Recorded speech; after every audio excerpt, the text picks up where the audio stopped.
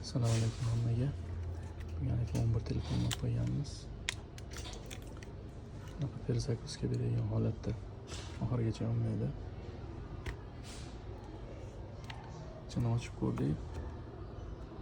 Tepa shlifidan ham bo'ladi. Shu ekranda turadigan. Ko'pincha shunaqa holati bo'ladi. Suv tegsa, shunaqa perzakuska holatga o'tib qoladi.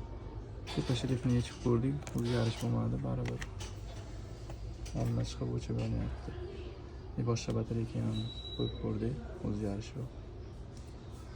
Hozir muammosini topib hal qilamiz. Ularni yaxshilab tekshirib chiqdik. Muammo protsessorda bo'lib chiqdi bu iPhone 11imiz. Protsessorni hozir perekatga qilib boshqatdan joyiga qaytarib qo'yamiz. Ko'ramiz rezultatini.